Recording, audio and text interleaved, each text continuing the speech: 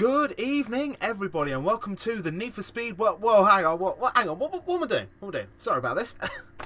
I made a dreadful mistake there. Let me just make one slight change. Hold on a second. Hold on 1 second. There we go. That's more like it. Much better. Yes, welcome to the E3 2013 podcast special. I'm your regular host, Supercar575. Now, usually on a podcast of the Need for Speed World side of things, I just read out the news items. But with E3, I couldn't really do that because if you watched all the press conferences already, you already know exactly what's there. So what I decided to do instead is purely give my own opinions on certain things that have been revealed at this year's E3. And I'm going to exclude Microsoft. No, I'm not excluding Microsoft. Let's go to one of the press conferences. Sorry about that. I'm going to exclude Nintendo because they obviously didn't hold a major press conference this year. They did a series of miniature reveals through Nintendo Direct. So on that basis, they're out of it. So I'm mainly going to focus on Ubisoft, EA, PlayStation and Sony. But I'm going to kick things off with Microsoft. Now, if you remember back in May, they revealed the Xbox One. And with all honesty, it was a disaster. An absolutely disastrous event. I mean, they showed what the console looked like and what specs it has. But their focus at that time was TV. No games were shown. Oh, well, one game was shown in terms of actual gameplay. It was Call of Duty Ghosts. Oh dear. But at this year's E3, they at least redeemed themselves on the game front.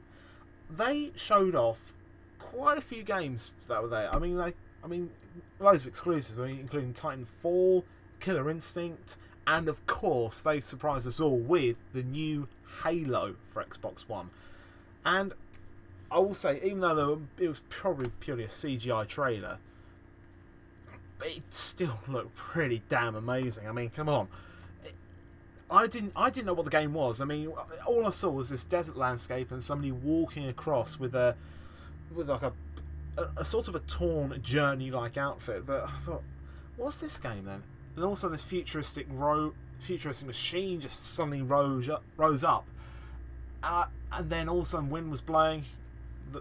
The hooded figure took out what looked like a pendant, clasped it in his hand, almost to say, "I'm wishing this battle luck." And then all of a sudden, of course, Master Chief was revealed and the new Halo has been born. Now, obviously, that's mainly the game front. They also revealed Metal Gear Solid 5, The Phantom Pain, but they also revealed, and I only just caught the end of the conference, I did see the exclusive DLC for Battlefield 4, and again, even that looked pretty damn amazing. And also saw, because I'm a racing game fan, I saw what the next Forza Motorsport looked like, Forza Motorsport 5, and I will say, holy Jesus, did it look good! I mean, I'm not joking. Every little paint detail, every bit of carbon fibre, water droplets on the car, they just captured everything that was so realistic about modern cars today. I've also seen shots that are even including Indy cars for the first time. I'm looking forward to that. But the only thing is, I'm not getting an Xbox One. The reasons why? Well, some of which I'll reveal in a minute. I'll rather reveal them later. But at the moment, when they revealed the Xbox One, they advertised it at a price of $499, €499, and £429 sterling, and it will be released this November. But as I said, I'm not getting one. All of those reasons I will reveal later on. But for now, let's move swiftly on to EA.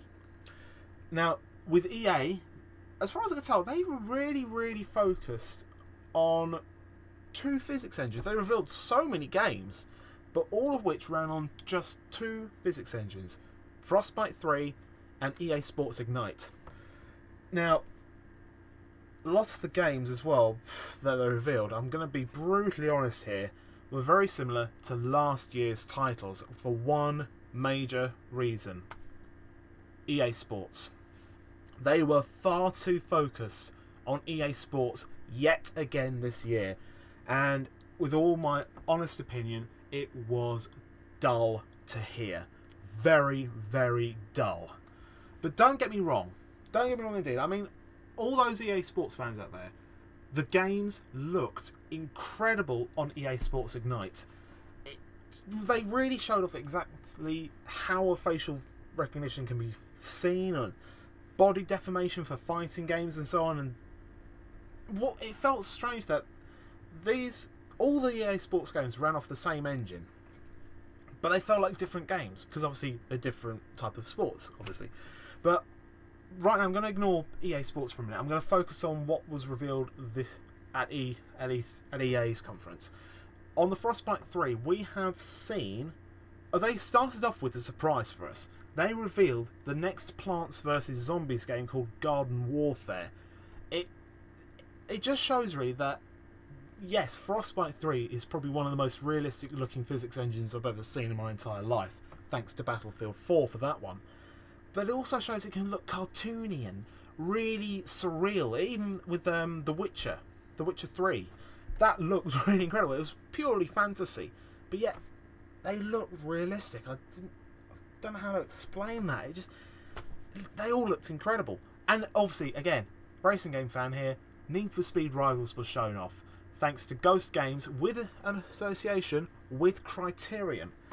And I tell you, I never knew that physics engines like the Frostbite 3 could be so versatile in different genres. I mean, it was purely made for Battlefield because it's a first-person shooter. Then it was introduced to Plants vs. Zombies Garden Warfare, which is a third-person shooter, and The Witcher, third-person RPG, and Need for Speed Rivals, a racing game. It just shows that, though there were many games revealed, these physics engines are very, very versatile in their environment. But as I said again, I think for this year they were far too focused on EA Sports games. It would actually be better if they split the two conferences up. So one conference from EA could purely be the rest of the games, like Battlefield, Plants vs. Zombies, Need for Speed Rivals, and so on. And one purely for EA Sports. That, for me, would actually make a better conference, in my opinion. And, well, as I said, they started on a surprise as well, but they've also finished on a surprise. Unbelievably, Mirror's Edge is coming back. I just couldn't believe it at first, but it looked unbelievable on Frostbite 3. And I think for this one, I'm not sure if it's actually a sequel, but once again, they are really obsessed with these reboots and origin stories. And I quite like the idea of origin stories, really. I mean, it kind of shows where the character came from, and by the looks of it, it's going to show how Faith came to be Faith, of course. I'm actually looking forward to it, but unfortunately, again, far too focused on EA Sports, with all my honest opinion, and I hope, and knowing them, they're going to do it again next year. So with that, I'm going to move swiftly on, if I may, to Ubisoft. Oh, God, I'm sorry. Ubisoft's conference was embarrassing. And I'm not exaggerating that, with all honesty. They got Jerry Cantrell from Alice in Chains to start the event off with Rocksmith 2014. They showed no gameplay for it, which is poor, frankly. They brought back Aisha Tyler to host. Why? She's annoying. Get her off. Tell her to piss off. She's annoying as hell. Just no. And also very questionable releases and announcements at Ubisoft all the time. One game is for an RPG. It's called The Epic Quest for Mighty Loot. But unfortunately for me, I don't think the trailer that I just saw, I don't think it explained enough. I saw that and I was scratching my head most of the time. It looked interesting. Don't get me wrong, it looked interesting, but I was scratching my head most of the time. Now, and the other one as well, they revealed that South Park, the Stick of Truth, is still alive. And I'm not so sure about that one, with all honesty. Again, they hardly showed gameplay. They showed a trailer, and they were very proud of that trailer, but hardly any gameplay was revealed. But they did reveal some gameplay of one of the upcoming games for PS4 and Xbox One, called The Crew.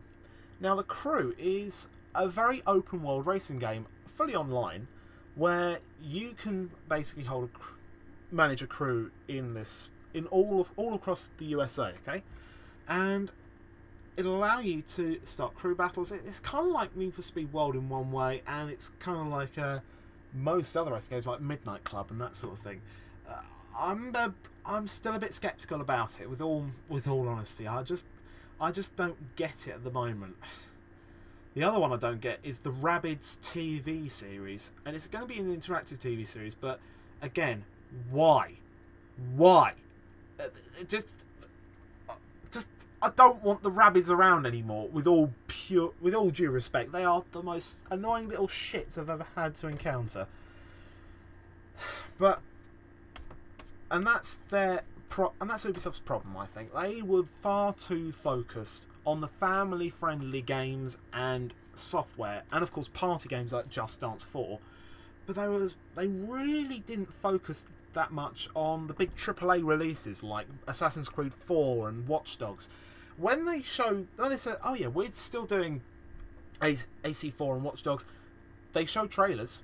They were really proud of their trailers, but they didn't really show any gameplay. It was really disappointing to see that. The only part that was interesting was their surprise at the end. They revealed a new Tom Clancy game called The Division, and it's an online shooter RPG type game. And it was the only interesting part of the conference.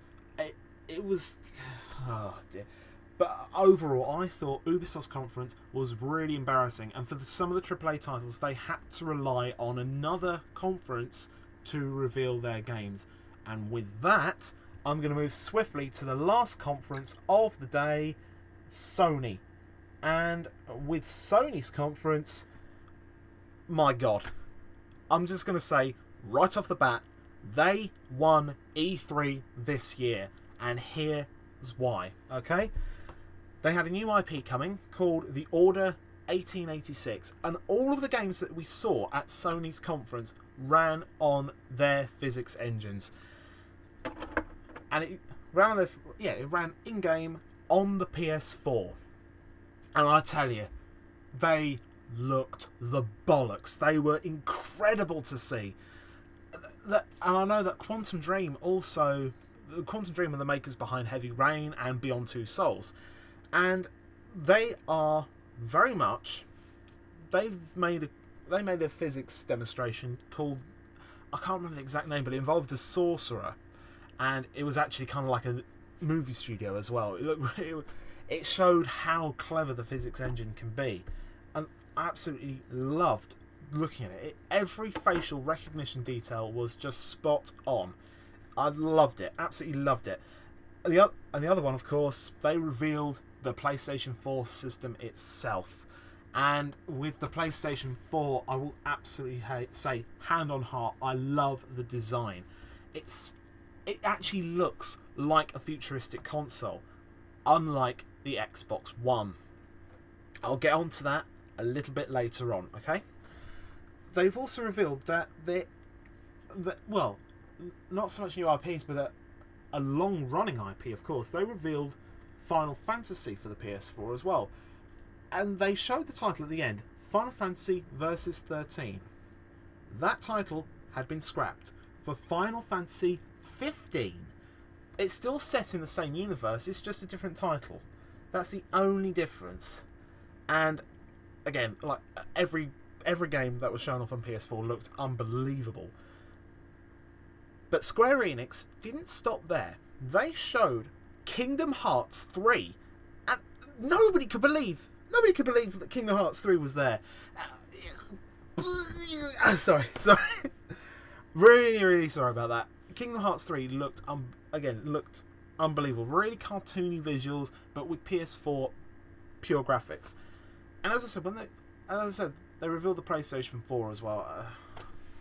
I was just really excited about Sony's press conference. I watched the whole thing, and I loved it. It was pure gold. Don't worry, they're still supporting the PS3 into its 7th year, and they've got The Last of Us, Beyond Two Souls, Gran Turismo 6, and so on and so forth. So many games are coming this year. They've also shown that they're still supporting the PlayStation Vita with a new Killzone game coming, and they're also launching PS2 games on their system as well. But that wasn't the biggest news. The biggest news is that they really had a dig at Microsoft on this one, and this is also now the reasons why I am not going to be buying an Xbox One. The PS4 will not require online connectivity every 24 hours. It supports used games, and you can trade them in, you can give them to your mates, you can keep them forever, do what you like. With Xbox One, I'm just going to explain why Xbox One will not appeal to me. It requires Kinect. It requires online connections every 24 hours. It requires a check-in every 24 hours online, and it requires new games only. Now, I'm sorry, Microsoft. With that kind of marketing campaign in mind, you are going to lose your customers. I'm brutally honest with you. I'm not having anything against the actual games of Xbox One. It's just the way you're going to go about the release of this. It's just not logical. You cannot exclude the used game market just so you can have new games all the time. And the only good thing that they had from it was the new Xbox 360 design. It looks similar to the Xbox One, but again, it just looks boring. But in my opinion, if you're looking for a high-end, quality games console with great games coming for it, online playing, and it's by Microsoft, just get the 360. Don't bother with Xbox One. With PS4, on the other hand, obviously they had a real dig at Microsoft, and it was absolutely fantastic. I loved it.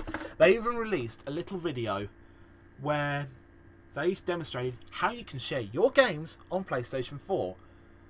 It was just one bloke handing a game to another bloke. The other bloke just says, "Thanks." End of video. It was classic. Classic. But as I said, this is all really big news for PlayStation 4. But the best news, and I mean the best news, was its price reveal. The PlayStation 4 will cost $399, €399, and £349. £349 for what we I'll just I can tell you I can't tell you how excited I am about the PlayStation 4, and I can actually reveal this myself. I put a deposit down for the PlayStation 4 weeks ago, and after seeing that price, that it's 80 quid cheaper than the Xbox One, and you can do more for your money, I can't wait to get my hands on one. I really can't. I'm just so excited for it. It's unbelievable. That's pure and simple. That is the reason why I'm getting a PlayStation 4 over an Xbox One. Okay, I think that's pretty much everything I wanted to say. Really, actually, I originally said in my notes here that the podcast might last about 30 minutes to 45 minutes. Hasn't even done that, so that's all good. That is perfect for what I wanted to do in this. So to sum up, let's sum up each and every conference in just a few words. Microsoft, very vague about Xbox One answers. Xbox One price, okay. They had some good exclusives, but some of the stuff we do know about already. And Microsoft Points is ending for real currency. Overall, though, they had a good conference for the games. They've made up for themselves for the disastrous event back in May. That's okay with them. EA, again, too focused on EA Sports games, not so much on the games that we want to see. They did do some. They did surprise us with Plants vs Zombies, Garden Warfare, and Mirror's Edge reboot, but they were very, very vague. It was a bit boring when it got to the sports bit. So, and again, they were far too focused on it. So, they did okay. Ubisoft, just embarrassing. Why did they get Aisha Taylor? Why is there a new Rabbids game? And why was there hardly any gameplay from the AAA releases? Unfortunately, they were frankly the embarrassment of E3 this year. And Sony, well, 2 words, they dominated. That's it. That's pretty much what I want to say about Sony. And that pretty much concludes this week's podcast, actually. I actually sound quite out of breath. I'm really sorry about that. But anyway. I hope you've all enjoyed listening to what I had to say about E3. But I'd now like to hear your opinions. What was your favourite moment of E3? Who was your favourite press conference? What are you most looking forward to? Xbox One, PS4, whatever. I just want to hear from you. Let me know in the comments below or wherever I put this. And in fact, you can get in touch with me in a number of ways, of course. You can contact me via Facebook. You can contact me via Twitter. You can comment down in the video below on the comment section on YouTube.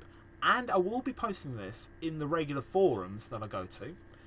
But most likely they'll be in the off-topic section. So please look there. I'll be posting up the links for you on the description below.